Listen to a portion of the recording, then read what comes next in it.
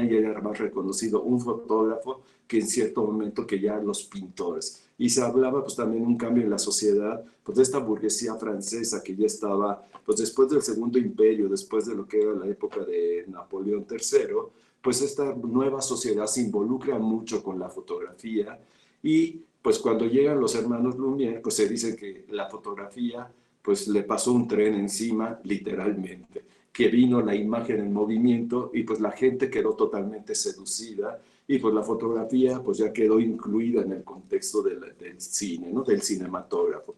Pero esto les comentaba que como la fotografía estaba siendo un arte que ya estaba muy evolucionado, inclusive por los hermanos Lumière, sabemos que eran hijos de que su papá tenía una fábrica de cámaras fotográficas que manejaban emulsiones y todo lo demás, por eso pudieron hacer todo un desarrollo del contexto de la química para hacer las emulsiones, para poder hacer las imágenes en movimiento. Y pues esto, ya que se manejaba la cámara fotográfica, pues aquí nuestra primera invitada, Alice Guy, o como muchos le conocen, Alice Guy, porque también esta mujer, o Alicia Guy, como dirían en España, o sea, podríamos reconocerla. Esta mujer, Alice Guy, en Francia, pues es realmente la verdadera promotora del cine y del inicio del cine. Aunque pues todo el mundo conocemos lo de los hermanos Lumière, pero se dice que Alice Guy es la primera directora oficial, que es el cine no tuvo padre, tuvo una madre. El cine nació desde el lado femenino también. Y que pues Alice Guy era una mujer que ella realmente era secretaria de toda esta empresa, de estos, empresa fotográfica, y pues ella lo que aprovechaba es que después, y también, no sé, que no es menos despreciando, porque hay que ubicarnos en este contexto, en el siglo XIX, ser una secretaria, pues también tenía una jerarquía. Era una mujer preparada, era una mujer que trabajaba, era una mujer que estaba relacionada con la era moderna y que pues también Alice Guy lo que aprovechaba es que la dejaban. Dices que cuando terminaba de trabajar, le daban permiso que se fuera a practicar en los laboratorios, que fuera a tomar fotografías y todo lo demás. Y pues así es como Alice Guy, de una forma con los técnicos del laboratorio y con una forma autodidacta, pues ella empieza a relacionarse con esta visión de la imagen en movimiento. Y pues también esto porque viene el propio laboratorio, empieza a hacer emulsiones mucho más sensibles y se dice que ellos son los que empiezan a crear esta primera noción de a la imagen darle un movimiento, ¿no? Y bueno, pues Brianda, te puedo molestar con el primer video, por favor. No,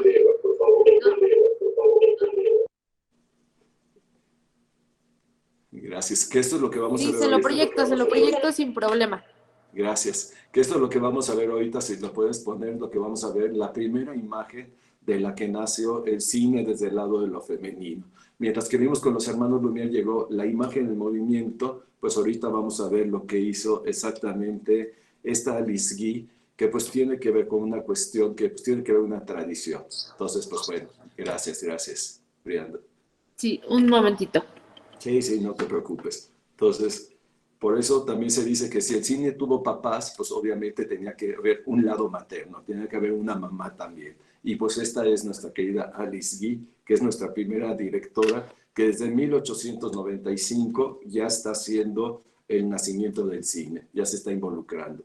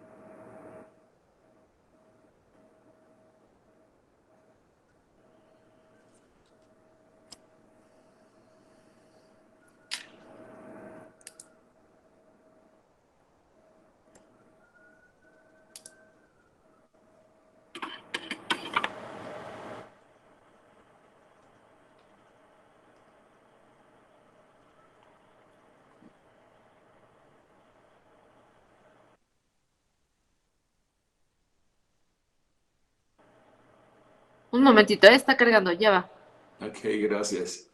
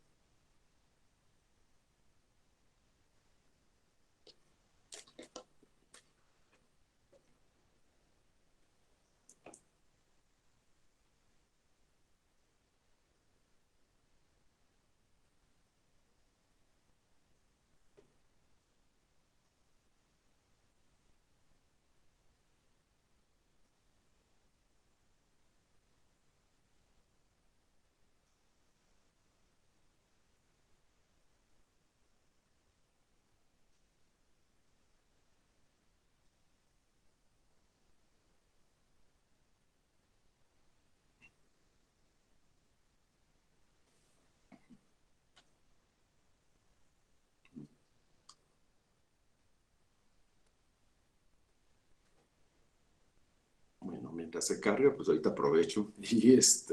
una de las cosas que también de lo que vamos de Alice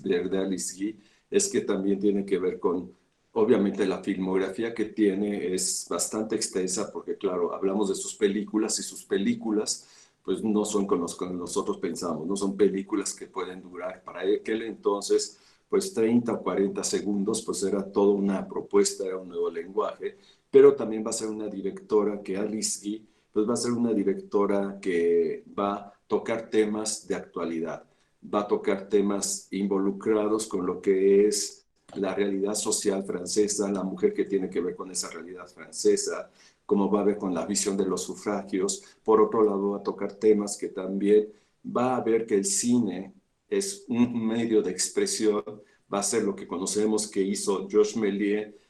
después que va a llegar Georges Méliès con todo ese concepto de lo que es la perspectiva de un concepto totalmente fantasioso. Alice Guy también va a jugar con la manera de crear la magia en el cine y pues también va a tocar estos temas que es, más aparte de la realidad, pues va a tocar hasta temas también bíblicos en cierto momento, ¿no? Y una de las cosas que va a pasar es que Alice Guy pues también va a viajar hacia Estados Unidos y pues después se va a involucrar y va a llegar a Estados Unidos cuando va a estar el nacimiento de lo que se va a llamar Hollywood en ese instante. Entonces, eso va a ser importante la manera en que como, pues es una mujer que está involucrada en la época y en el modernismo en Europa y pues llega justo cuando está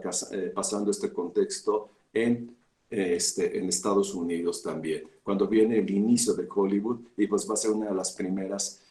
mujeres que aparecen. Y bueno, esta es su primera película, Helada entre las coles, que es una de realmente la primera película que se conoce, que es, pues algunos dicen que esto está antes, filmado antes que Los Hermanos Lumière, La Llegada del Tren, pero una de las cosas por las cuales nosotros, aquí viene el lado oscuro, uno de los motivos por los cuales se dice que no sabemos mucho de Alice Guy es que justo estaba casada con su esposo y que su esposo también era un director y que también en este momento, que era lo que sucedía, pues no se le reconocía a ella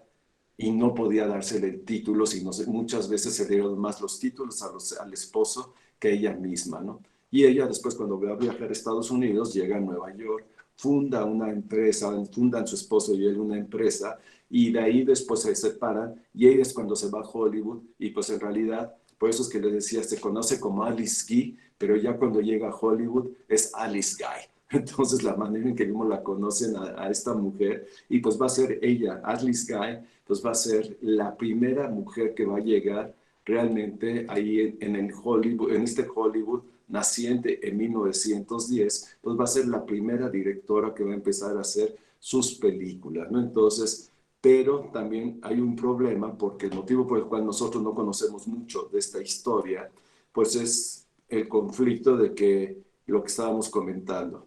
que en Francia, pues no la dejaban darle el título a sus obras, que tenía que ser más a partir del nombre del marido, que no le daban este derecho, y pues ya cuando llega a Estados Unidos y ya se independiza del marido, cuando se separa, se divorcia, pues es cuando ella empieza a hacer su propia carrera y ahí sí en Estados Unidos está siendo reconocida como Alice Guy en esa dimensión. Entonces, por eso hay muchas veces que el motivo por el cual no conocemos la historia de esta directora desde el inicio del cine es que está oculto a través del nombre pues de la sombra de la dirección de su esposo, pero después ya va a tener la virtud de que va a poder, ya en Estados Unidos, va a poder hacer toda y recuperar su identidad. Y esto, pues ahorita, no te preocupes, Miranda, si se puede bien, si no, cuando puedas, no te preocupes. Entonces, esto es uno de los puntos que vemos ahorita, como desde el momento en que surge esta directora también existe un conflicto en Francia. O sea, estamos hablando del país de la libertad, estamos hablando de esto que estamos viendo, todo este concepto, pero esta mujer, simplemente por ser mujer, ¿cómo no le reconocen y no le permiten que firme sus obras o que se le reconozca como sus obras, ¿no? Entonces, eso es una de las cosas que también, pues si vemos en la literatura francesa, pues vemos todos los conflictos que tienen aquí, George Sand, Colette, estas mujeres que también tienen que desafiar mucho en el concepto del arte y que pues no es nada fácil poder involucrarse en una Francia, en una nueva república, involucrarse también como mujer y como artista en una sociedad también moderna y que llega a Estados Unidos y que pues muchas de las obras después que tenía Alice Guy y que realiza Alice Guy, pues Alice este, muchas de estas obras que tiene Alice Guy, pues son obras que después el marido, como estaban en una sociedad, el marido se apropia de estos títulos y pues se queda con los títulos y con las obras también. Entonces, Alice Guy tuvo la suerte de sobrevivir bastante tiempo, pudo hacer sus memorias y pues también uno de los motivos que ella ya cuando hizo sus memorias pudo decir que esas eran, cuáles eran sus películas, cuáles habían sido sus películas y el interés que tenían sus películas. Y por eso pues ya esto no sucede ya hasta después de los ochentas, cuando empezamos a reconocer que ya se publican sus memorias, que ella habla y comenta, se le rinde un homenaje en Francia, le dan todo un reconocimiento, la Legión de Honor como el máximo artista del momento, como unos 70 años después o 60 años después le dieron el reconocimiento, pero no importaba, eso era lo trascendental, que ella sí había logrado recuperar esta identidad, ¿no? Entonces, pero bueno, esto es ahorita lo que estamos viendo aquí con Alice Guy y con el conflicto que ya están teniendo ella tanto en Francia como también porque en Estados Unidos no van a querer poner esto, porque pues también Estados Unidos va a haber después una marginación con todas las mujeres que van a existir y que van a dirigir también. Porque pues también mientras llega Alice Guy, va a surgir una nueva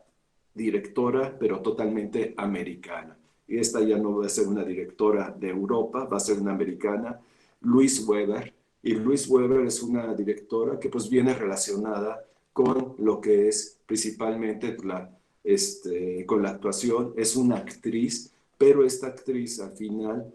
decide pasarse al otro lado de la cámara. Y también tiene el mismo problema que tuvo Alice Guy. Ella no podía dirigir, quien dirige va a ser y quien firma sus obras es su esposo también. Y pues en este momento es cuando vemos que como tanto en Estados Unidos como en Francia, el motivo por el cual que nosotros no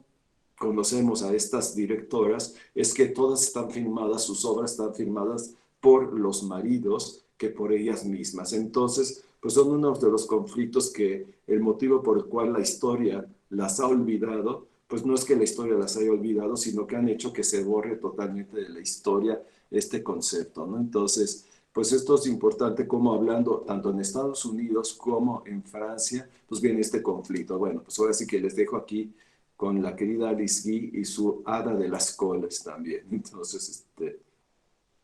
gracias, gracias.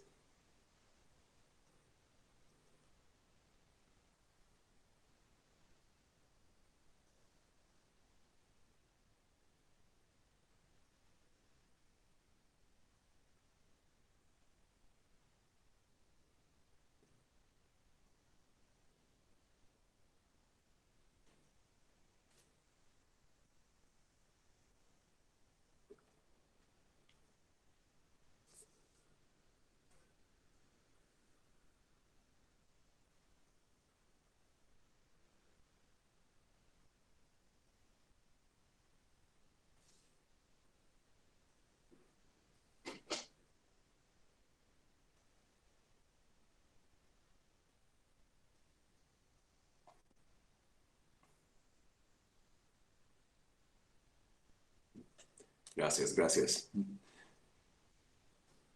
Gracias, Miranda. Y bueno, lo que vieron ustedes, pues esta historia, bueno, lo que se pudo percibir, esto que se llama el hada de las coles, pues es esta imagen que es esta mujer que saca, detrás de las coles, saca a los niños, ¿no? En este sentido. Y esto, pues Alice Guy se basa más en una cuestión de dónde sacó la historia, es una cuestión popular en Francia, en que se dice que siempre atrás de las coles están los niños, ¿no? Entonces, mientras vemos que los hermanos Lumière se relacionan con la revolución industrial, con el modernismo, con la llegada del tren, Alice Guy se va a una visión de la cuestión de la magia, las hadas, el sentido de la mujer con los niños, y pues vemos cómo las miradas del inicio del cine dentro de lo que es para los hermanos Lumière y para Alice Guy, pues es totalmente diferente, ¿no? Aunque, como yo decía, que aunque viene con todo esto, pues Alice Guy después va a jugar con el papel de hacer aparecer y desaparecer la gente de la imagen, que pues eso se va a admirar en ese momento, va a venir a jugar con una visión sobre lo que es las cuestiones del activismo y pues el tema que comentábamos también ahorita con Luis Weber en Estados Unidos, que sufre el mismo conflicto, que a pesar de que es una mujer que ya sabe dirigir, pero necesita la presencia en los estudios de Hollywood de su esposo para que se le permita dirigir, ¿no? Y además, como se le conoce como actriz, pues todo el mundo la relaciona más como actriz y no como una directora. Entonces, pues esto también es interesante, que tanto Francia como Estados Unidos, que son los iniciadores del cine también de diferentes perspectivas, que los dos tuvieron una directora, que tuvieron una mujer, pero en sus inicios, pero también las dos tuvieron el mismo conflicto de que no podían ellas firmar sus obras porque tenía que estar la presencia del hombre para que hubiera la producción. Y lo que nos sorprende, que pues estamos hablando del país democrático número 1 y el número 2 de la democracia, Estados Unidos y Francia, que hablan sobre este sentido de la libertad, de la igualdad, del idealismo, y que estamos viendo que estamos llegando a 1910, 1915, Europa ya está estallando en una Primera Guerra Mundial, ellos están aquí en Hollywood filmando y que estamos viendo que existe una marginación de la mujer, ¿no? Que no hay esta libertad dentro de la acción, porque además se empieza a relacionar toda la cuestión, obviamente la tecnología, tiene que ser con el hombre, no tiene que ser involucrada con la mujer. Entonces, pues es una de las cosas que el paralelismo que tienen las dos mujeres, que es muy impresionante, cómo viven situaciones muy afines, que las dos vivían viniendo de continentes diferentes, cómo llegan al cine y las dos están viviendo la misma situación, la marginación, no se les reconoce, tienen que estar los maridos, tienen que firmar las obras los maridos y pues las dos también después deciden separarse y pues cada quien ya ser independientes. Pero eso vamos a ver que por qué también Hollywood con el tiempo las va a olvidar. No les interesa que surjan las mujeres y que se quede todo un contexto totalmente de los hombres, ¿no? En el sentido de la dirección. Pero mientras estaba pasando todo esto, pues vamos a ver aquí que viene, pues también ya para la década de los años 20, el cinematógrafo estaba llegando a todos los lugares, el cine ya estaba llegando a todos lados y que pues aquí en 1900, ya en la década de los años 20, pues también hay sociedades modernas que no son europeas ni americanas que se están desarrollando y que tienen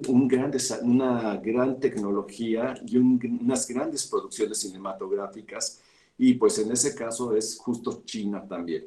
China, pues gracias a que se abre ya a finales del siglo XIX, todos esos que todos conocemos la película del último emperador de Bertolucci, que vemos toda esa transición que va haciendo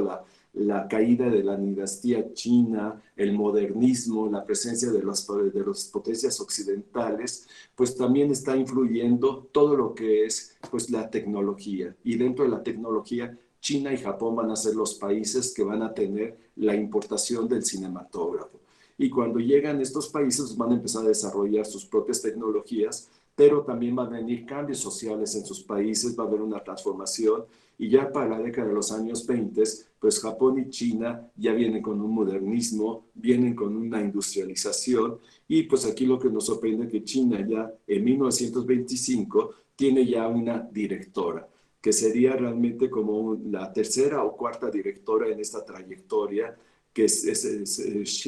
Xie Xieshan, perdón mi mandarín, pero pues no es muy alto mi mandarín, perdón, pero Xie es una directora que empieza a relacionar mucho la estructura del cine chino con lo que es el teatro también, que empieza a llevar y transportar obras de teatro chino hacia sus temáticas en la pantalla. Entonces, pues ya también no es lo mismo que estamos hablando que cuando Alice Guy está haciendo El nacimiento del cine en 1895 a 1925, ya hay 30 años de una evolución en la historia, ha habido una evolución tecnológica, ha habido una transformación en lo que está sucediendo en el mundo, la revolución industrial, y pues una de las cosas que estamos viendo aquí, que como ya 30 años después, el cine, hasta en el lejano oriente, en China, ya es una industria casi al estilo de Hollywood. Se hacen grandes producciones, se tiene un Star System, se tiene toda una infraestructura muy fuerte,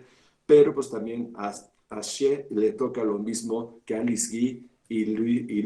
Luis Weber, que pues después, cuando va a haber un cambio en la política china, cuando viene sobre todo la invasión japonesa, pues mucho de este material va a desaparecer del material de ella y en general mucho material de la cinematografía china va a desaparecer y pues se desaparece mucho material de Xie Caishan, es el que desaparece. Entonces, pues eso son una de las cosas que también, como decíamos, cuando llegan los procesos históricos, cómo va a ir afectando toda esta perspectiva, ¿no?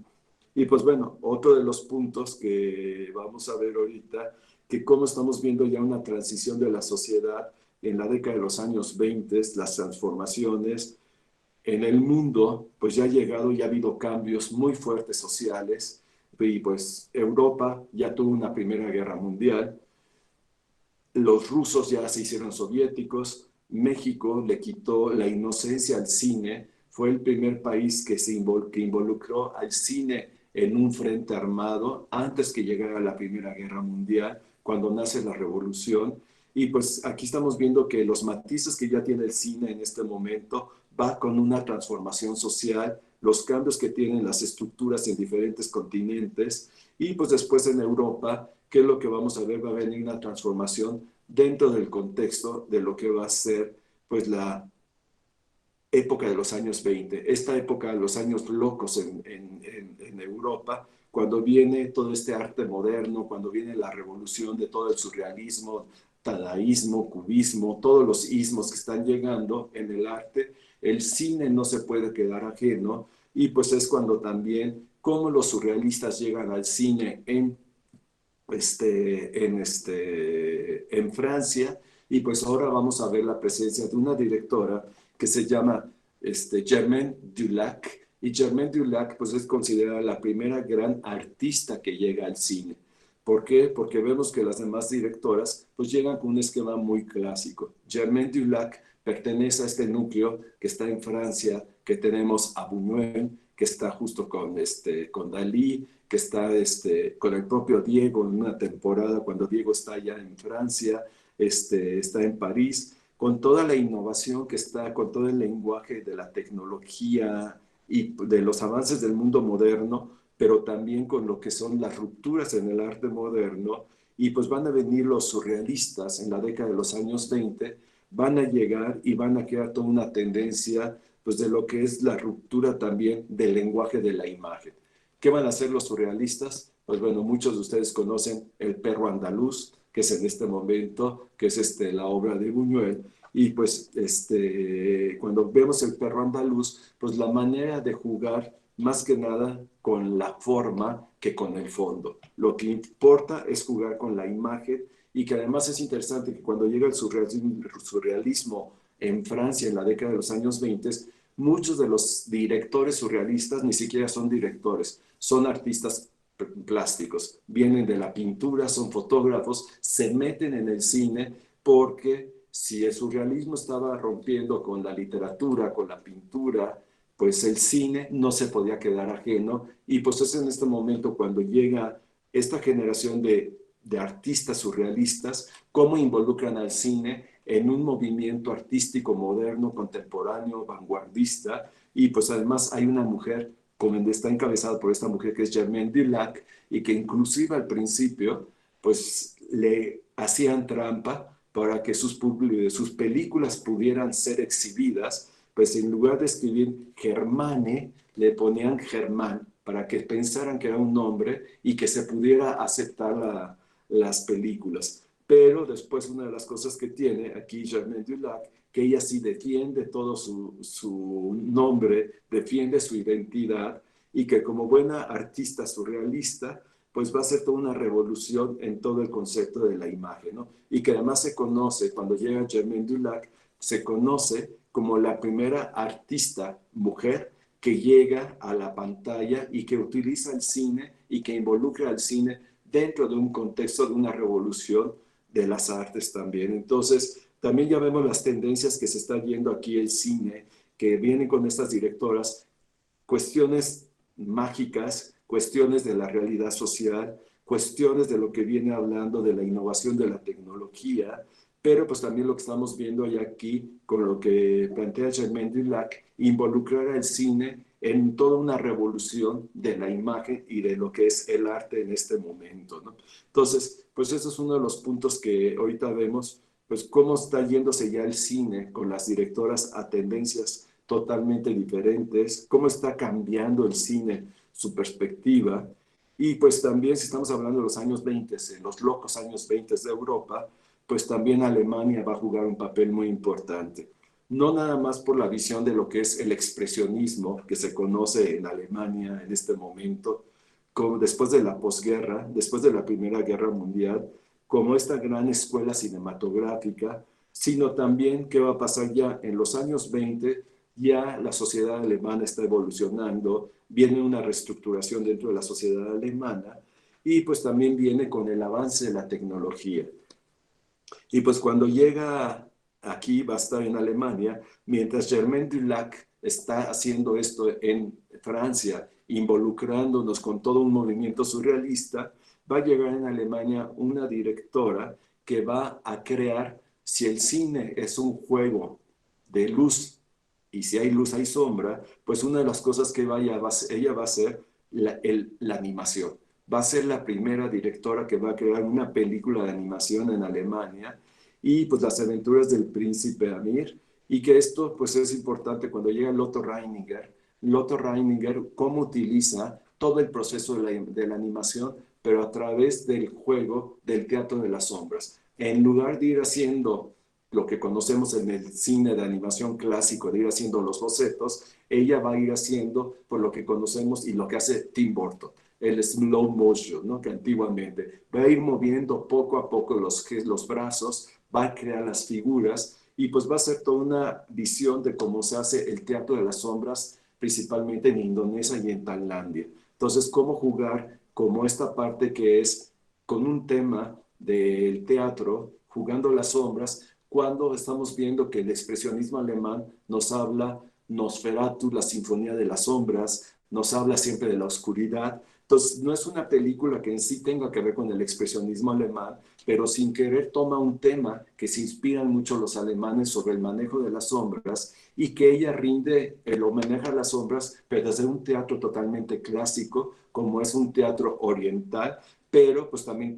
es la primera directora que se involucra con la animación, con el concepto de animación. Entonces, ahorita en los años 20 vemos que como también Europa pues está jugando con muchas propuestas, está teniendo muchas propuestas cinematográficas, pero pues va a venir un momento que va a haber una transformación.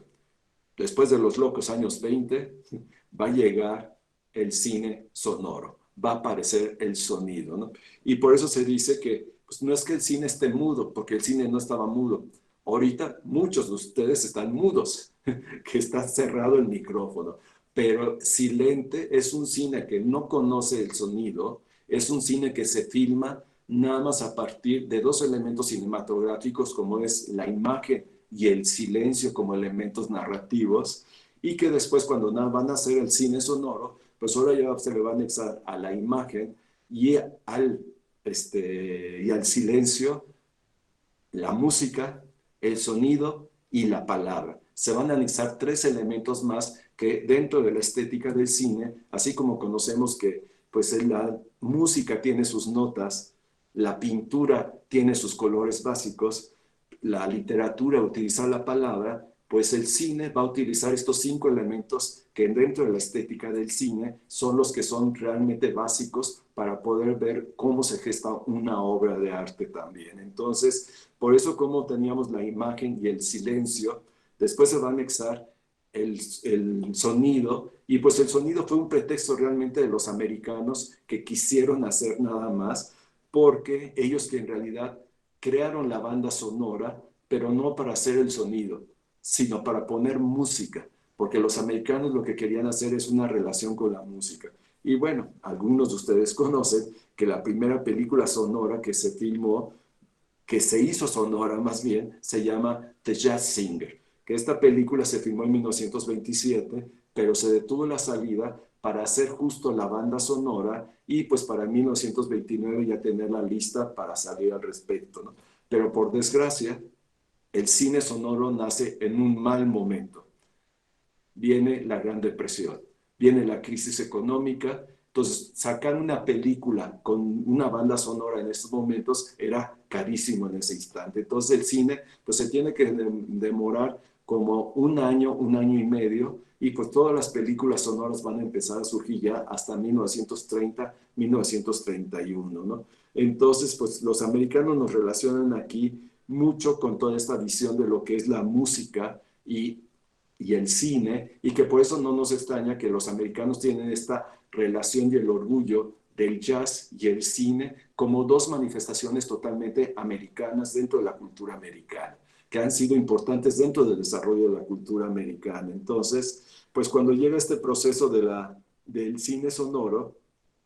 también va a haber varias actrices que va a ver la situación. Y bueno, si ustedes vieron la película El Artista, esta película francesa que ganó ahí el Oscar, y que pues tiene que ver con esta transición del cine sonoro, del cine silente al cine sonoro, y que vemos todo el conflicto que tenían pues los directores, los actores y todo lo demás, y que vimos que muchos directores que eran los grandes directores del cine silente, cuando pasaron al cine sonoro, muchos de ellos no pudieron, no supieron cómo filmar. También vimos otros directores, actrices, que de repente eran pues muy famosas y conocidas, pero cuando hablaban, ¿qué es lo que tenía? Tenían un acento que era extranjero y no les gustaba, porque al final, pues cuando era cine silente, pues no importaba, tenían todas las nacionalidades, teníamos a Lupe Vélez, teníamos al Indio Fernández allá metido, teníamos a Lupita Tovar, teníamos a Dolores del Río, pero pocos actores lograron sobrevivir al cine sonoro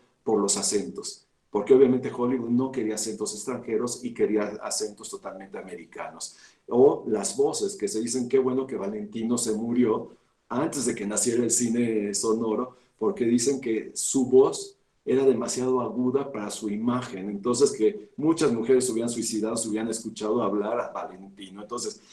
la naturaleza es sabia e hizo que se muriera antes y todo el mundo creciera con el romanticismo de Valentino, ¿no? O del lado opuesto, ¿qué es lo que vamos a ver? Que va a haber mujeres que de repente van a sobrevivir y van a tener un papel importante dentro del cine sonoro también, como en el caso que va a ser en este momento, que van a ser una estrella, que era alguien que que era una chica del coro, y cuando nace el cine sonoro, que algunos conocen, es a Marlene Dietrich. Y Marlene Dietrich era una mujer que pues cuando era cine silente no tenía una presencia, pero cuando nace el cine sonoro, por su voz un poco grave, aguardientosa, representando y cantando las canciones del cabaret del Kurt Weill en el cine alemán, pues eso es lo que le dio un lugar a la fama, ¿no? O la querida Greta Garbo también, que pues es esta mujer que pues tenía esta presencia y esa elegancia en el cine silente, pero ya cuando pasó al cine sonoro, siempre la pusieron de Matajari, de condesa, de duquesa,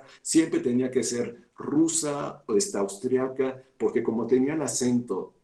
fuerte y marcado, pues siempre la consideraban como aristócrata, ¿no? Entonces siempre la metían, o hasta la dama de la camelia también le tocó hacerlo, ¿no? Entonces, eso pues eran los problemas para sobrevivir, y pues muchas actrices, ¿qué es lo que pasa? Ya no se involucran atrás de la cámara, sino que va a haber mujeres que empiezan a involucrarse con el guión,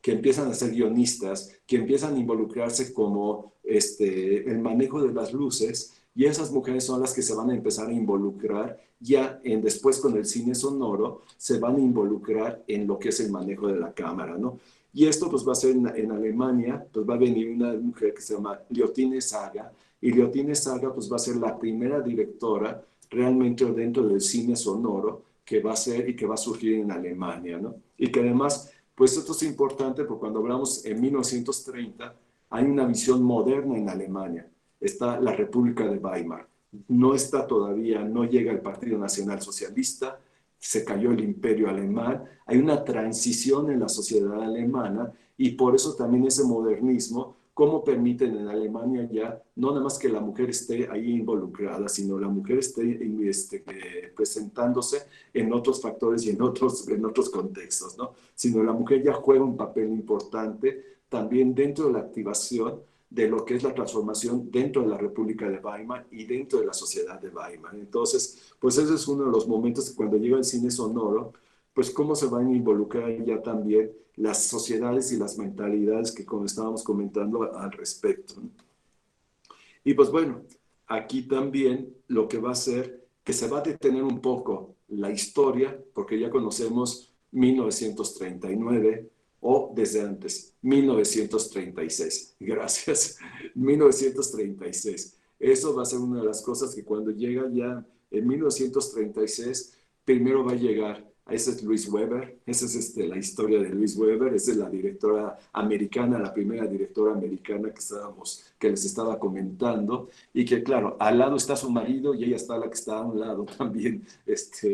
dirigiendo y filmando, ¿no? Entonces, pero pues esa visión es clara, y que además tenían dos cámaras también en ese momento, ¿no? Para la época. Y bueno, esta parte que ahorita que estábamos comentando, cuando estábamos llegando, pues cuando viene este conflicto, gracias.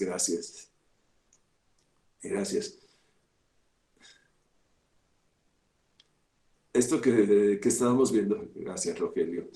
gracias, esto que cuando estábamos viendo aquí, cuando llega esta visión en las décadas de los años 30, pues va a venir toda una convulsión, primero por dos situaciones, 1936, la Guerra Civil Española, y por otro lado, en China, la invasión japonesa. Y de ahí nos vamos hasta 1945, que viene siendo pues toda esta parte de lo que es el cine va a estar involucrado en la guerra, en los frentes, y pues ahora sí ya aquí pues la mujer ya no tiene ninguna trascendencia, y no nada más la mujer. Los directores se están jugando con diferentes contextos, los directores se están relacionando con diferentes perspectivas, y pues cuando viene la Segunda Guerra Mundial, pues los intereses son totalmente diferentes. Pero dentro de la Segunda Guerra Mundial, pues hay un país que sí estamos jugando un papel. Ahí está, gracias.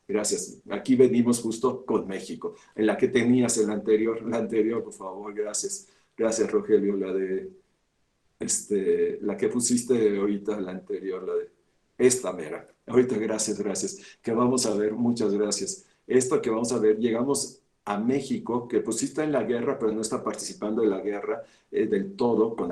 una visión como es Estados Unidos, como son las potencias europeas. Y pues cuando llegamos aquí a este periodo, pues viene la gloriosa época del cine oro mexicano, y que pues México también va a tener una trayectoria con las mujeres, con las directoras, y que pues México va a tener, desde el cine silente vamos a tener directoras que pues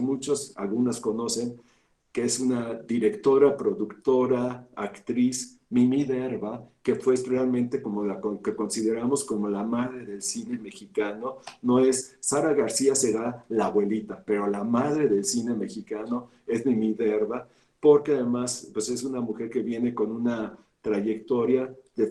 fundar una de las primeras productoras, y que junto con Mimi Derba pues van a venir otras directoras que van a ser Cándida Beltrán, Rendón, las hermanas Adriana y Dolores Elers. Ellas son las iniciadoras dentro del cine mexicano, del cine silente, que pues por desgracia no se consigue nada de su material, que no tenemos muchas de referencias de su material, pero pues es una de las cosas que ya teníamos, la presencia de las mujeres desde el cine silente mexicano, ya teníamos aquí a las mujeres, nada más que, como decíamos, el problema del cine silente mexicano Pues al principio es que está relacionado con la gran musa de lo que es para el cine, que se llama La Revolución. Toda la película es mexicana, los grandes actores del cine mexicano se llama Pancho Villa, Madero, Zapata, ¿cómo se llama? Huerta, Carranza, Obregón. Todo el cine mexicano, la sociedad mexicana no quiere ficción, quiere realidad y ve puro documental y todo el frente es lo que ve. Entonces, esto va a hacer que el cine mexicano, cuando estaba surgiendo, apenas estaba creando una tendencia, llega la revolución, quita todo y pues también nos quedamos, esa todavía no, más adelante, esa más adelante. No, esas más atrás, no, tampoco, todavía no, todavía esas no, todavía no.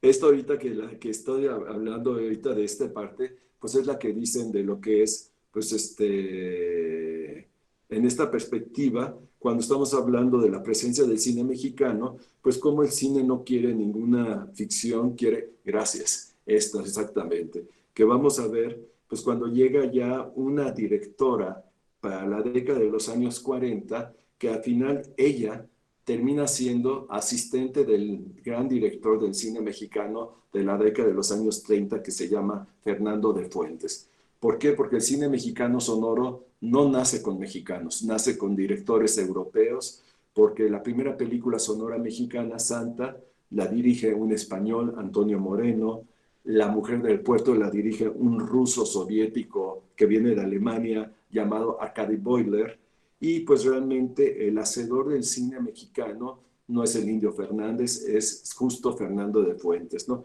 Y uno de los temas que toca Fernando de Fuentes es la revolución, el cuestionamiento de la revolución. Porque no olvidemos que también en México, ya en la década de los años 30, pues la revolución es la gran diosa y que vemos que hasta los muralistas idolatran a la revolución. El tema es la revolución y el cine mexicano no se queda ajeno a la revolución también. Entonces, cuando vemos que viene Fernando de Fuentes, habla de la revolución, pero además que hay un pequeño problema, que Fernando de Fuentes critica a la revolución y hace un cuestionamiento de la revolución. Y esto a tan solo 13 años de haber pasado la revolución, cuando todavía hay huertistas, carrancistas, villistas, zapatistas. Esto creó una gran polémica y sobre todo cuando tenemos a un gobierno que se llamaba Elías Calles, que era una dictadura y que venía de la revolución, pero pues que vino con una censura. La importancia que tiene aquí es que con Fernando de Fuentes, justo los Landeta hoy en día hasta todavía conocemos que hay descendientes Landeta, que es toda una aristocracia cinematográfica, porque los Landeta es justo el hermano de Matilde Landeta, fue actor de Fernando de Fuentes y gracias a eso Matilde pudo ser asistente de dirección de Fernando de Fuentes. Entonces, esto pues era también una visión de un México moderno, pero estamos hablando que las películas que filma Fernando de Fuentes sobre la revolución, pues es en los años 30, 33, 34.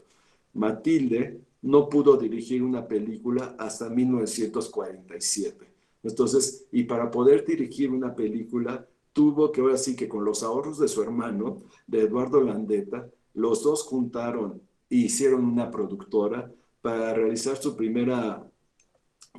película en 1947, Lola Casanova, y que después ella filma esta otra película que justo muy influenciada por el lenguaje de Fernando de Fuentes, La Negra Angustias. Esta película es la primera película que pues tiene que ver con la revolución, pero vista como vemos, teniendo una protagonista totalmente mujer. Y que además pues casi parte de los actores que nosotros estamos viendo eran actores de Fernando de Fuentes y que pues estaba muy involucrada con el mundo del cine y que además pues nos sorprendería que sería una mujer que estaba tan relacionada con el mundo del cine que podría tener las puertas abiertas para acceder al mundo del cine. Pero sorpresa, no tuvo esa suerte y pues Matilde Landeta, después de esta película, sale en cartelera y en menos de una semana la quitan de cartelera, no la dejan que se exhiba, la censuran totalmente, no le permiten que esté de cartelera. No tiene que ver nada con una crítica contra la revolución, no tiene que ver nada, pero pues viene con una censura que está sucediendo aquí. Entonces, Pues esto es lo que hace, y luego Matilde había hecho otra película al otro año, ya para 1950, que se llama La Trotacalles, que bueno, pues ya en el título lleva la fama, pero esto tiene que ver con una literatura de un escritor jalisciense, Fernando Rojas, que pues habla de esta visión del mundo moderno, la mujer en este mundo. Gracias, gracias, Rogelio. Esta mirada sobre esta mujer, que pues vean nada más ni nada más tenemos aquí a Miroslava, Ernesto Alonso en ese momento, pero digo, no se puede ver. Isabel Corona también, que es una de las estrellas. Gracias, Rogelio. Pero bueno, nos tendríamos que acercar muchísimo, porque justo ahí arriba donde dice Miroslava, dice Eduardo Landeta presenta a Miroslava. Entonces, ni siquiera aparece el nombre de Matilde Landeta, ¿no? Entonces, la condición para que pudieran presentar esta película es que no se le reconociera el nombre de Matilde y se le pusiera, gracias, gracias, gracias. Por ahí más o menos alcanza a ver, Eduardo A. Landeta presenta a Miroslava y Ernesto Alonso, pero no tiene que ver nada con Matilde. Y la condición que dejaron, gracias Rogelio, y la condición por la cual dejaron que saliera esta película es que Matilde no filmara la película, pero algo que sí que se les dijo a los hermanos Landeta, que era la última, gracias, no, bueno, tú sí tienes el don del close-up, gracias, gracias. Entonces, si se fijan, ahí ni siquiera se dice el nombre de la productora, se firma, tiene que firmarlo Eduardo Landeta, y en el resto no aparece nada de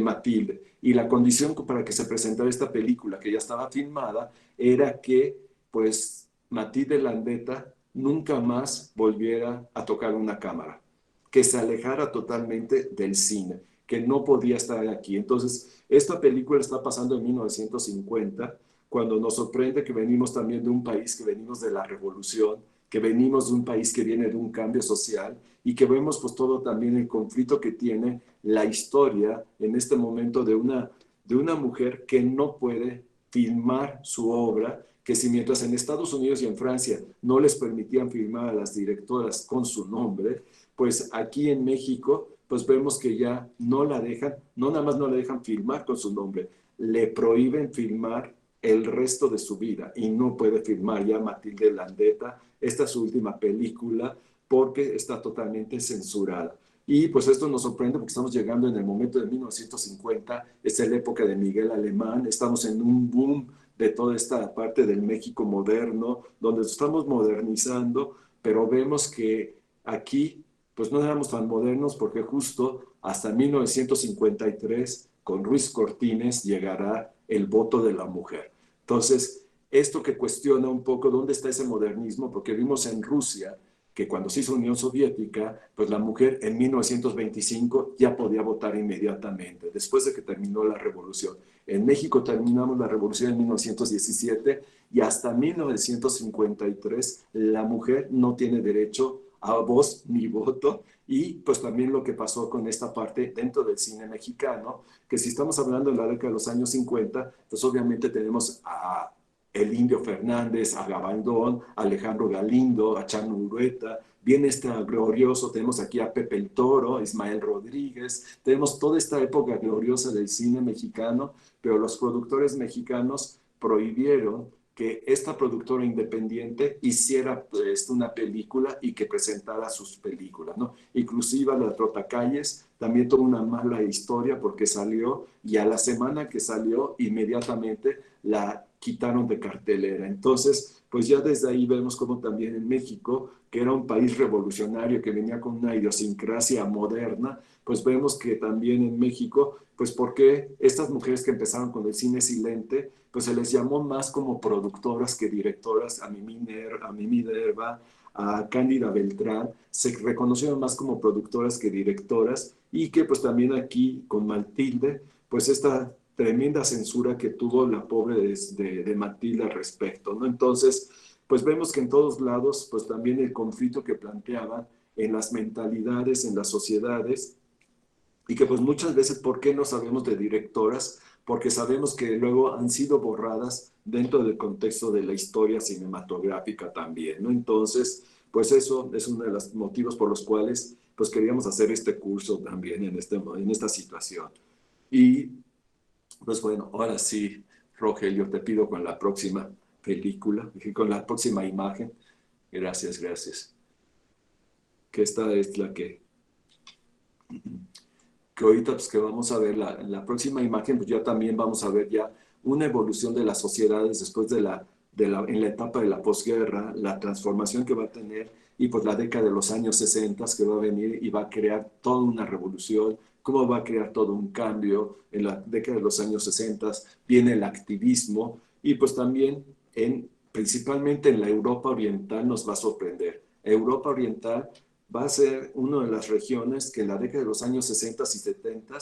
pues nadie sabíamos nada de ellos, pero en la década de los años 60 y 70 van a estar llevando una vanguardia cinematográfica. Van a surgir muchas escuelas cinematográficas, gracias, Rogelio. Van a surgir muchas escuelas cinematográficas en este sentido, y pues dentro de esos países va a ser justo Hungría. Va a haber Polonia, los checos, los húngaros, son los que van a empezar a crear, y los rusos y los soviéticos son los que van a empezar a crear todas las nuevas tendencias del cine en este momento. Europa Oriental, pues en la década de los años 60, mientras que en Europa estamos viendo que está Francia llevando todo un movimiento, una transformación, Inglaterra está también haciendo, ya llegaron los Beatles, ya llegó la minifalda, ya llegó toda una transformación en Inglaterra, Estados Unidos, estamos empezando, que ya va a empezar Peace and Love, o sea, viene toda una transformación en los jóvenes, pues aquí en la Europa Oriental, también en estos tres países, Polonia, Checoslovaquia y Hungría, principalmente van a llevar toda una vanguardia. Y pues esta película ahorita, La Adopción, que es justo de una directora, Marta Mészáros, pues es una película que se dice que marca la pauta para las directoras. Esta película se llama La Adopción, que es todo un proceso que es de ella misma, todo un proceso que es como un docuficción que habla de la realidad, pero hace una ficción sobre su historia para poder adoptar en Hungría un hijo y todo lo que tiene que ver y todo lo que tiene que vivir. Y esta película pues se presentó justo en el Festival de Berlín y pues esta película está siendo reconocida como la primera película que recibe un gran premio de un gran festival en la historia del cine. Marta Mészáros es la primera directora que recibe el Oso de Berlín y que esto, antes que los Óscares, antes que la Palma de Oro en Francia, los alemanes, los berlineses, le dan a una directora un reconocimiento. Entonces, pues esto cuando llega Marta Mészáros, pues también sorprende que como en el lado de la Europa Oriental, pues cómo hay mayor igualdad y que ahí sí, que es lo que se empieza a idealizar, cómo las mujeres tienen derecho a llegar a las cámaras, cómo la mujer puede filmar, así como la mujer tiene el derecho en la fábrica y en la producción, también las mujeres tienen acceso a lo que son los medios de expresión también. Entonces, pues cuando llega Marta Mészáros, pues viene y esta película pues nos marca toda una pauta de una transición de que va a marcar ahora en los festivales, va a reconocer esto. Y el Festival de Berlín se va a ir a la vanguardia porque va a ser el primer gran premio, ya sea el León de Oro o el Oso de Oro o la Palma de Oro o el Oscar, pues justo Berlín va a dar un reconocimiento a una mujer y a una directora. Entonces, pues esto es importante la manera en que cómo vemos que ya para la década de los años 60 y 70, pues ya hay una transformación al respecto. Y pues también nos sorprende que en 75, ahora sí, Rogelio, te molesto con la próxima, por favor, que en 75, pues también los Óscares no se van a quedar atrás y pues ya para 1976 van a nombrar por primera vez a una directora. Claro que no va a poder ser de la Europa Oriental, porque estamos hablando de los años 70, está el muro de Berlín, está la Guerra Fría en su apogeo, y ¿qué es lo que van a nombrar? Pues van a tener aquí los americanos, gracias, van a nombrar por primera vez a esta directora italiana, Lina Wertmüller, que bueno, el apellido suena más alemán que italiano, pero Lina es una mujer de origen italo-suizo, y pues esta parte que es ella hace esta película, que pues Lina Wertmüller pues también tiene la suerte de haber sido como Matilde Landeta, haber sido la asistente de Fernando de Fuentes pues Lina Wertmüller, ella era más que nada escritora y pues gracias a que tenía una amiga que la relaciona con Federico Fellini, se convierte en asistente de Federico Fellini y después Lina Wertmüller va a empezar su historia, ¿no? Va a empezar ya en la década de los 70 su carrera cinematográfica y pues esto es importante la manera en que como vemos que también ya ahora estamos viendo otra región del mundo, el Mediterráneo, Italia, como también pues no es nada fácil por lo que conocemos en Italia, todo el conflicto que plantea y pues aquí lo que justo lo que ve pues esta imagen de Pascualino y las siete bellezas, pues es todo este mundo que está relacionado con Sicilia, la mafia, etcétera, etcétera, ¿no? Y que además tuvo la suerte de haber sido, no recibió un solo Oscar, pero tuvo la suerte de haber estado, es la primera película que tiene 4 nominaciones, siendo una película dirigida por una mujer que tiene 4 nominaciones y que entra a los Óscares ahí, ¿no? Y que además, obviamente, más aparte de ir por la mejor película extranjera, se le reconoce que es la primera película dirigida por una mujer que participa para la mejor película extranjera y es la primera película de una directora que está nominada para la dirección, que está nominada para el guión y para el actor principal también. Entonces, pues esto era como el inicio también de Lina Wertmüller, de abrir el camino hacia lo que era la presencia de las directoras en Hollywood. Y pues bueno, no ganó, pero ya hizo toda una historia Lina Wertmüller con su película, ¿no? Y pues también dentro de la historia, en 1977, los berlineses no se quedan atrás y le dan el premio a una película soviética por una directora que es Larisa Sampico, esta directora soviética, pues en menos de 2 años las mujeres de la Europa Oriental en Berlín ganan el oso máximo, ¿no? Entonces, pues esto también estamos viendo cómo tanto el Festival de Berlín como los Óscares están teniendo ya las plataformas de involucrar a las mujeres ya en un cine dentro de grandes industrias, de grandes festivales y pues también de una trayectoria de una calidad cinematográfica, ¿no? Entonces, y pues bueno, ahora sí, Rogelio, te molesto con la próxima.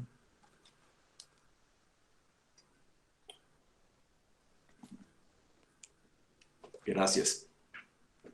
Y que pues saltando un poco en la historia que estamos viendo todos estos cambios que están sucediendo en los 70s, pues en los 80s pues también estamos viendo que las sociedades pues, se van a transformar porque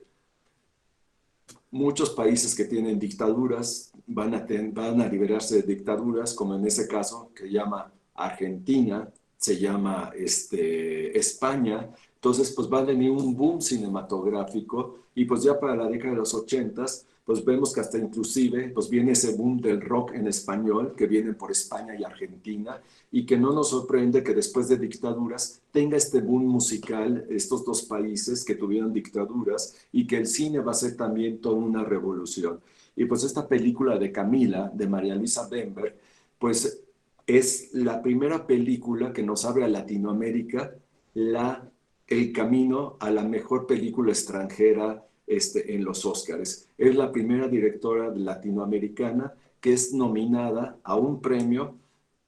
en los festivales en este momento. Entonces Camila, pues es una historia que está basada en casos de la vida real. Este personaje existió en la época de la post-independencia, Camila O'Gorman, pero esta directora María Elisa Bember, pues una de las cosas que hace es llevar esta historia con esta coproducción hispano-argentina y pues qué casualidad que los dos países que están hablando de una liberación después de las dictaduras hacen y toman un tema de una mujer que es totalmente adelantada, que es vanguardista, que es totalmente liberal, que es una mujer que crea todo un conflicto en esta situación y que pues también María Luisa pues nos abre a Latinoamérica un camino hacia lo que es en los grandes premios, ¿no? Entonces, a pesar de que México tuvo una trayectoria, pero vemos que siempre México es el padre de la narrativa de cine latinoamericano, pero no tuvimos directoras, y en cambio, pues sí, Latinoamérica ha sido de las regiones que junto con la Europa Oriental en la década de los años 70 y 80 tuvo bastantes directoras. Argentina, Brasil tuvieron Cuba también tuvo ahí tuvieron innovaciones con esta perspectiva, ¿no? Y bueno, aquí hablando que estamos en esta película que se fue a 85, no ganó el Oscar a la mejor película extranjera, pero era el orgullo de Latinoamérica, que era pues también tener una directora que estaba representando. Y además, pues fue la primera película por Argentina, que ya hizo historia porque fue la primera película que fue seleccionada por Argentina para y que llegó a los Óscares a la final también. Entonces, pues Camila, dentro de la cinematografía argentina, es una película que marca pues toda una trayectoria, tanto el cine latinoamericano como para la cinematografía argentina en este sentido, ¿no? Y pues ahora sí, te molesto, mi estimado Rogelio, por favor, gracias. Porque después de esto, pues vamos a ver los cambios entrando hacia la década de los 90, las transiciones que vamos a tener hacia la década de los 90, y pues ya también, que es lo que vemos, pues ya mayor participación de las mujeres, los ejes geocinematográficos ya cambian, ya hay nuevas cinematografías como estamos viendo que surgen en el mundo como Argentina, va a surgir nuevos países de Europa, van a surgir nuevos países también del mundo que van a hacer propuestas y pues dentro de estas nuevas cinematografías pues va a aparecer Oceanía, que Oceanía no la tenemos presente aquí en este sentido hasta realmente que llega una directora que se llama Jane Campion y que algunos a lo mejor la conocen porque pues, su película El piano, ¿no? Que fue una película que pues tuvo el honor, por primero con Jane Campion, tuvo el honor de ser la primera película, gracias. Esta directora, pues Jane Campion fue la primera directora que su película participó en el Festival de Cannes, ganó la Palma de Oro y su película también fue seleccionada para recibir el premio y tuvo 8 nominaciones. Obviamente no se fue a la mejor película extranjera porque pues, como es de habla inglesa, no se fue a eso, pero gracias a que es de habla inglesa tiene derecho y tuvo derecho a 8 nominaciones y entre ellas pues también tuvo el derecho a poder participar justo en esta parte de lo que es actriz, reparto y pues también lo que tuvo la posibilidad de mejor dirección. Entonces, esto también es un momento histórico cuando llega en 93 Jane Campion con el piano, porque es la primera vez que una película de una directora neozelandesa llega al Festival de Cannes y llega a los Óscares y también pues es la primera película que por Nueva Zelanda llega y está nominada para poder tener el premio. Entonces, pues para Jane Campion sí recibe 4 Óscares al final y pues esto sí es importante como Jane Campion pues va viendo una pauta de que ahora hay nuevas cinematografías, ya no es las típicas cinematografías que es Francia, es Estados Unidos, es Italia, sino ahora viene nueva cinematografía y además llega un nuevo continente, Oceanía, ya se incluye ahora dentro del contexto de las cinematografías mundiales, ¿no? Entonces, no porque no hubiera cine en ese sentido, pero no había realizado directoras, no se habían conocido directoras que tuvieran una proyección internacional como la tuvo Jane Campion. Entonces, por eso, Jane Campion ya dentro de la cinematografía, pues es la gran hacedora y la gran iniciadora de cómo una película se involucra en 2 contextos, como es un cine de arte, como es el Festival de Cannes, pero también como es un reconocimiento a una gran industria, como son los Óscares también, ¿no? Entonces, pues esto es un poco en este viaje. Y pues aquí sí, ahora ya llegaremos al siglo XXI. Y pues ya llegando, ya para no aburrirlos ya tanto, pero llegamos al siglo XXI y el siglo XXI, pues la sorpresa que nos va a dar, principalmente los Óscares, cuando llega en 2004 y pues por primera vez hay una directora americana que recibe el Oscar. Entonces, esto es interesante. Gracias, gracias, Rogelio. Ya querida Sofía Coppola, que dices, bueno, cualquier similitud porque el apellido es pura coincidencia, ¿no? Pero bueno, Sofía Coppola, pues también que conocemos que apareció desde niña ahí en El Padrino, que venía como actriz, le fascinó el cine, se involucró con el cine, pero pues una de las cosas que estamos viendo, esta película pues viene, es de 2004 exactamente, cuando viene la que habla, la de Lost in Translation, la de Perdidos en Tokio, Y esta película, pues es de 2004, 2003, la premian en 2004, pero lo que nos sorprende que los Óscares nacieron desde 1927 y hasta 2004, por primera vez estamos viendo esta imagen que hizo una revolución. Una directora americana sujetando el Oscar y siendo reconocida y nada más no se le dio el premio a la mejor dirección, no se le premió a la mejor película, pero como se dice, le tocó el premio de consolación al mejor guión cinematográfico. Pero ver esta imagen de Sofía con un Oscar siendo directora, pues para muchos fue una imagen que revolucionó y transformó al cine, que pues tendría que haberse transformado desde mucho tiempo. Y también vemos lo que ha sucedido, como la marginación de las directoras en Hollywood todo el tiempo. Y pues, ¿quiénes son los productores? Los productores que ya lo vimos lo que le había pasado a Matilde Landeta en México, los productores que no sueltan dinero, si es una directora, no sueltan dinero, le pueden soltar a todos los directores, a Chano Ureta, a quien quieran, le puede a Buñuel, a todo el mundo le pueden soltar dinero, pero a Matilde no le soltaban y Hollywood era lo mismo. A ni una sola mujer se le hacía esto. ¿Por qué? Porque no hay que olvidar que en Hollywood también existía un código que era muy importante, el código Hays, que era en el cual pues venía la censura, había todo un sistema de censura que marcaba las reglas y las normas de cómo se tenía que filmar, los esquemas que se tenían que filmar, y pues este código empieza en los años 30 y no desaparece hasta los 70, principios de los 70, y dentro de ese código obviamente nunca se va a permitir que una mujer llegue a la dirección.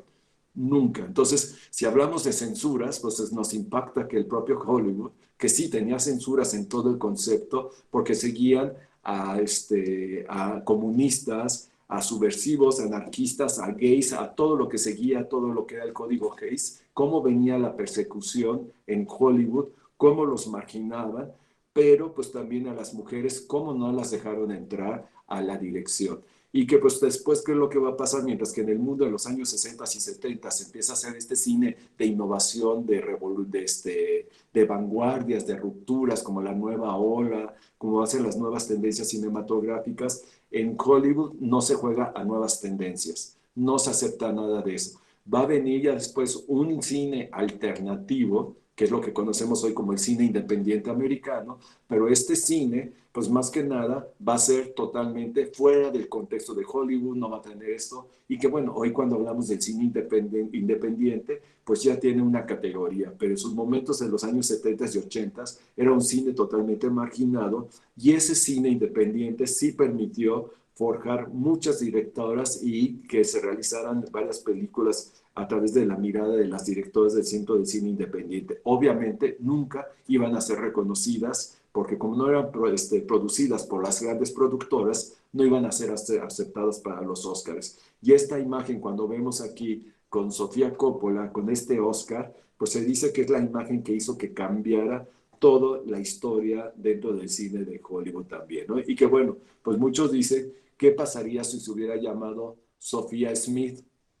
o Sofía Jones, si realmente le hubieran dado el premio también y hubiera estado tanto nominada, porque pues también aquí es el cuestionamiento. No se le duda la calidad que tiene de su película ni nada, pero también se dice que la academia pues decidió darle el premio simplemente porque era una mujer como era Coppola, que tenía esta parte del apellido. Entonces, pues eso también es una de las cosas que se cuestionó muchísimo, porque pues casi casi le dieron un premio de consolación para que no se fuera con las manos vacías, ¿no? Pero pues como dijeron otros, no importa. Ya llegó una mujer y por primera vez lleva en sus manos un Oscar, no para la mejor actriz, sino para la mejor guión y la parte técnica, ¿no? Y pues en este momento, en 2009 también, pues ahora sí te molesto, Rogelio, con la próxima, en el festival, si estamos hablando de innovaciones, Berlín no se puede quedar atrás. Empieza a haber una rivalidad entre Berlín y los Óscares y vemos aquí a esta directora peruana, Claudia Llosa, que gana con una película que se llama La Teta Asustada y pues esta es en este momento, pues es la primera directora latinoamericana que gana un premio allá en el Festival de Berlín. Y que además pues va a tener una suerte también. Claudia Llosa le va a pasar lo mismo que a Jane Campion. Va a ser la primera directora que va a presentar su película en el Festival de Berlín y Perú va a mandar su película a la Academia para que sea nominada a la mejor película extranjera, lo cual Claudia Llosa tiene suerte. Y pues esta película, La teta asustada, en Perú, pues es todo un ícono, porque igual que la de Camila, es la película que ganó un premio, es la primera película peruana que gana un gran premio como es El Oso de Berlín, y es la primera película peruana que está nominada al Oscar también. Entonces, pues por eso vemos la cara de felicidad que tiene aquí Claudia Llosa, que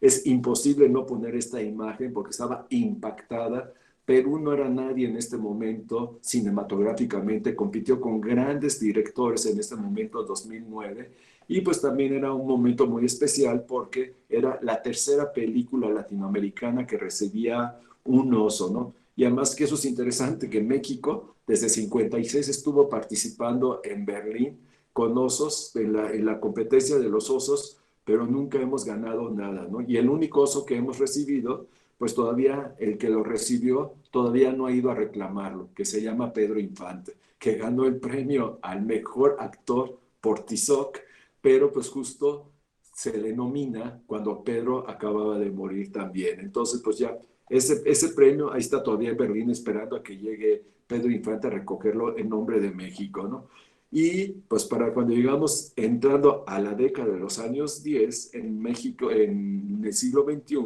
en 2010, pues va a venir una gran sorpresa y que va a aparecer una directora que pues va a hacer toda una transformación dentro del cine de Hollywood y que pues además pues va a ser toda una revolución que se llama Catherine Bigelow. Y pues cuando llega Catherine Bigelow con Zona de Miedo, gracias Rogelio, esta imagen pues también hizo toda una revolución. Esta mujer en sus dos manos llevando por primera vez un premio a la mejor dirección y llevando el premio a la mejor película. Que esto estamos viendo que justo al centenario del nacimiento del cine, de que nació Hollywood en 1910, justo en el centenario de Hollywood, pues estamos viendo que está apenas apareciendo esta imagen aquí con esta directora, ¿no? Y que además, pues su película, Zona de Miedo, que sabemos, toca el tema de la guerra, de la invasión de Irak, pero pues ahora hablando de la guerra, la temática es totalmente diferente. ¿Cómo se visualiza? Sí, habla de la guerra, es un cine de acción, habla de un francotirador, el surgimiento de un francotirador, pero la manera que como plantea el cuestionamiento de la guerra es totalmente distinto, ¿no? Y que además, pues esta película, pues arrasó porque competía contra su marido, que era James Cameron, que estaba con Avatar, y pues aquí también venía una lucha de exparejas en ese sentido, y que además veíamos cómo estaba sentado uno adelante y el otro atrás, y cómo estaban, y luego ya los pusieron juntos, y cómo estaban compitiendo los dos por las mismas categorías. Y pues de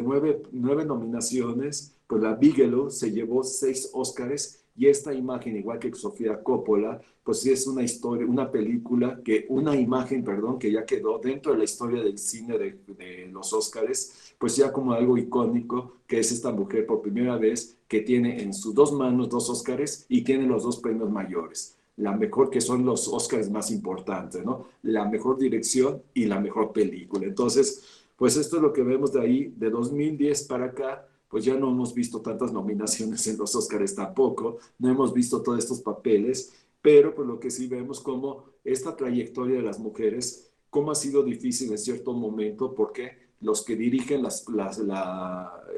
productoras, las reglas que existen en los países, la marginación que existe en los países, y que pues por desgracia muchas de estas directoras, pues ahora sí que se dice que gracias a que son artistas, realmente grandes artistas, pues las artistas, a un artista no lo detiene nada. Cuando es artista, nada lo detiene. Y eso es lo que hemos visto a lo largo de la historia, desde que vemos a Alice Guy y hablando de la misma situación. Alice Guy relacionada con su marido, y aquí hablamos 100 años después, casi casi, la Bigelow, relacionada, porque todo el mundo antes de esta imagen era la esposa de James Cameron. A partir de este momento, pasa a ser Catherine Bigelow también, ¿no? Entonces, como de 1895 a 2010, vemos todo este juego, cómo se ha manejado el contexto de la historia, del cine con las mujeres, las diferentes tendencias, los papeles que han jugado dentro de los contextos históricos, las dificultades que han tenido y que pues hoy en día, por fortuna, pues gracias a que tenemos toda esta capacidad de bajar películas, de ver películas, podemos conseguir películas de estas directoras. Antiguamente era imposible poder conseguir películas que presentaban películas en carrete y pues órale, corriendo a ver las películas porque era ese día o era ese día, o ya cuando había ya video, pues bueno, qué maravilla, ya cuando teníamos ahorita el DVD, qué bueno, pero ahorita gracias a esta parte del streaming y de esta parte de poder bajar y descargar películas, pues es lo que hemos tenido acceso a directoras que no todo el mundo conocemos y que hoy en día pues hay directoras muy grandes también en África, en India, en Asia, en Europa misma, y que pues también hoy conocemos una gran cantidad de directoras independientes dentro de Estados Unidos, y pues México también viene ya pues una revolución que se hizo ya desde los 90 cuando apareció María Novaro con Danzón, y viene esta nueva tendencia que se decía que después de Matilde Landeta hasta María Novaro, pues cerca de 40 años en México no habíamos tenido una presencia de una directora hasta que llegó María Novaro con Danzón también, ¿no? Y que María fue la iniciadora pues de toda una nueva tendencia de las mujeres ya llegando a la cámara aquí en México después de los 90, ¿no? Entonces, bueno, esto pues es un poco el viaje de aquí jugando con la historia. Pues bueno, pues muchas gracias. No sé si quieren hacer una pregunta, quieren hacer esto. Y bueno, perdón que fue así, me sentí como muchas noticias en pocas palabras, viajar en la historia cerca de 200 y tantos años del cine, un poco jugar en esto, pero pues hay muchas horas, así que me perdonen, espero que no me vengan a jalar los pies las directoras que no mencioné,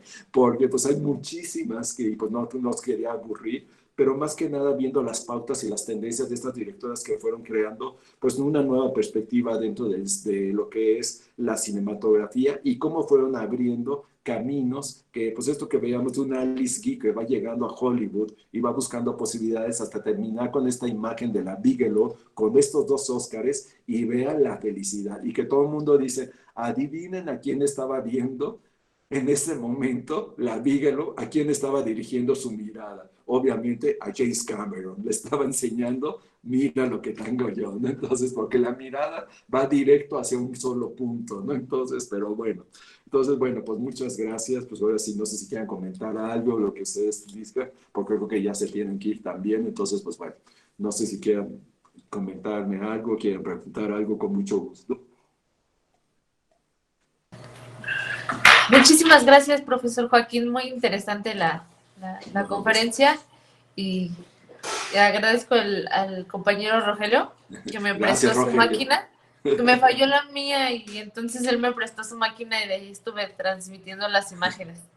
Golpe de estado, le diste al pobre Rogelio, golpe de estado, pero bueno, gracias a ti, Brianda, por hacer esto, porque pues yo pensé que era Rogelio y mira, eras tú, entonces no, pues muchas gracias por hacer esto, gracias por el apoyo técnico, y no, pues No, gracias a ustedes por permitirme estar aquí, pues así que celebren mucho, que sigan celebrando esta semana, que gocen mucho todas las actividades, y pues que vengan muchos años más y adelante con todos estos proyectos, tanto a nivel cultural como a nivel dentro de lo que se especializa la escuela, ¿no? Y que pues les agradezco que dentro de su contexto nos permitan esta parte del área cultural, del área artística, involucrarnos también, ¿no? Y que pues además siendo ajenos a la institución, nos inviten. Entonces, pues muchas gracias por permitirme estar con ustedes aquí y pues una gran experiencia.